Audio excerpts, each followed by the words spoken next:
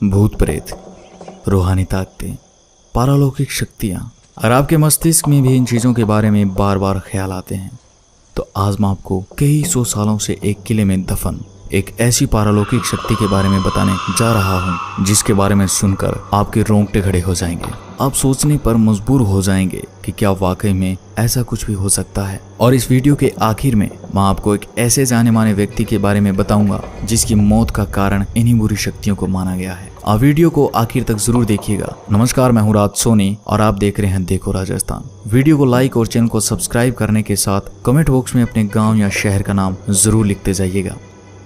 आप सामने लगे जिस बोर्ड को देख रहे हो राजस्थान के अलवर जिले में भानगढ़ किले के बाहर लगे इस बोर्ड पर यह साफ साफ लिखा है कि सूर्य उदय से पहले एवं सूर्यास्त के पश्चात आपको इस किले में प्रवेश करना तो दूर, आपको रात के वक्त इस किले के आसपास भी नहीं भटकने दिया जाएगा। आज मैं आपको इसी भानगढ़ के किले की वो दो कहानियां बताऊंगा जिस कारण रात के वक्त लोग इस किले में प्रवेश करना तो दूर, इसके आसपास भी नहीं भटकते। और कुछ लोग इन कहानियों को कहानी नहीं बल्कि सच्ची घटना मानते हैं। कहते हैं कि जब आमेर के राजा भगवंत दास भानगढ़ के किले को बनवा रहे थे तो वहीं कुछ दूरी पर गुरु बालूनाथ तपस्या किया करते थे। जब बालूनाथ को खबर लगी कि उनके पास में एक किला बनाया जा रहा है तो उन्होंने राजा को बुलावा भिजवाकर अपने पास बुलवाया। जब राजा भगवंत दास गुरु बालूनाथ के पास पहुंचे तो उन्होंने राजा से कहा कि आप जिस किले को बनवा रहे हो उससे मुझे कोई भी आपत्ति नहीं है, लेकिन एक बात का ध्यान रखना कि इस किले की ऊंचाई इतनी मत कर देना कि इसकी परछाई दिन के किसी भी वक्त जहाँ पर मैं तपस्या कर रहा हूँ वहां पर पहुंचे और मुझे छुए। उन दिनों जो साधु संत हुआ करते थे उनका बहुत आदर सम्मान किया जाता था, उनकी किसी भी बात को टाला नहीं जाता था। तो राजा ने भी ऐसा ही किया और फिर किले के निर्माण में ऐसा ही किया गया।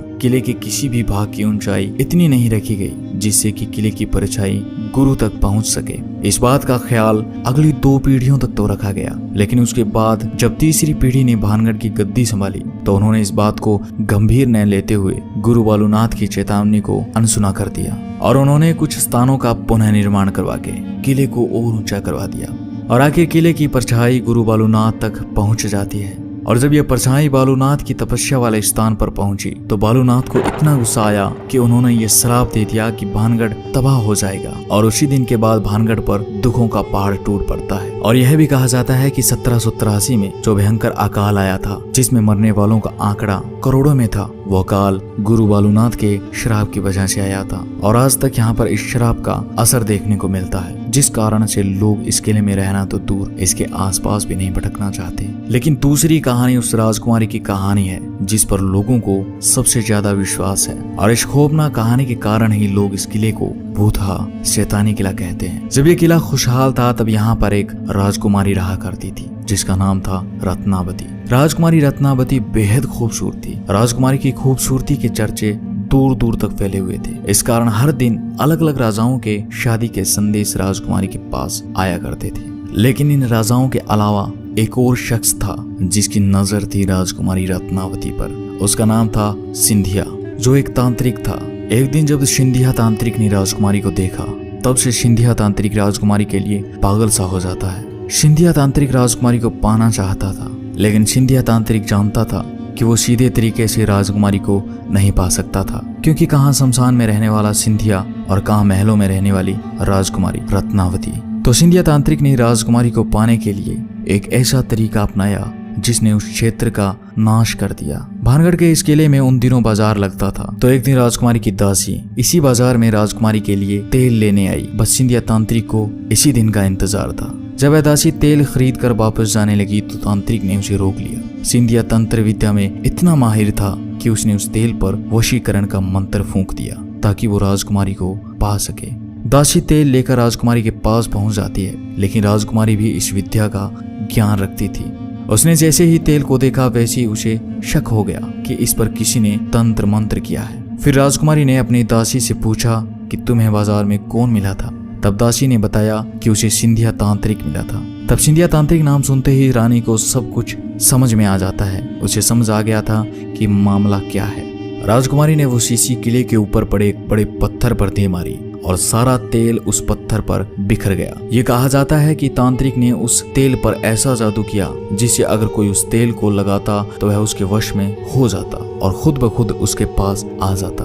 और आखिर ऐसा ही हुआ। वह बड़ा पत्थर जिस पर राजकुमारी ने तेल फेंका वह लुढ़कने लगता है और जिस स्थान पर सिंधिया तांत्रिक तंत्र मंत्र किया करता था उस स्थान तक लुढ़कता हुआ जाकर सिंधिया के छाती पर चढ़ जाता है। अब सिंधिया सारी बात समझ चुका था तो मरते मरते सिंधिया तांत्रिक ने श्राप दे दिया कि भानगढ़ तबाह हो जाएगा, सारे लोग मारे जाएंगे और उनकी आत्माएं यहीं इस किले में भटकती रहेगी। और इतना कहकर सिंधिया तांत्रिक मर जाता है और इसके बाद होता है एक भयानक युद्ध जिसमें भानगढ़ के सैकड़ों लोग मारे जाते हैं। और ये कहा जाता है कि सिंधिया की उस श्राप के कारण आज तक इस किले में उनकी आत्माएं भटकती है और आज भी रात के वक्त यहाँ चीखने चिल्लाने की आवाज आती है। दोस्तों ये तो थी वो घटनाएं जो पारालौकिक शक्तियों से जोड़कर देखी गई थी, लेकिन इन सब के अलावा एक कारण और भी है और ये मानना पड़ा कि इस किले में कुछ न कुछ गलत जरूर होता है जो लोगों के लिए खतरनाक हो सकता है। कुछ समय पहले इस किले में रात के वक्त लोग चले जाते थे जो जगह जगह पर इस किले को खोदने लगते थे। उन्हें लगता था कि इस किले में कोई पुराना खजाना गड़ा हुआ है और वो इसी खजाने की तलाश में रात में इस किले में खुदाई किया करते थे। उस वक्त इस किले में रात के वक्त कुछ आपराधिक गतिविधियां होने लगी थी और इन्हीं असामाजिक तत्वों के कारण इस किले में रात के वक्त प्रवेश करना वर्जित कर दिया गया था। फिर 2016 में एक ऐसी घटना घटित हुई जिसने फिर एक बार इस किले पर सवाल खड़े कर दिए। दरअसल इंडियन पैरानॉर्मल सोसाइटी के प्रमुख गौरव तिवारी एक न्यूज चैनल के साथ मिलकर इस किले में पड़ताल करने आए थे।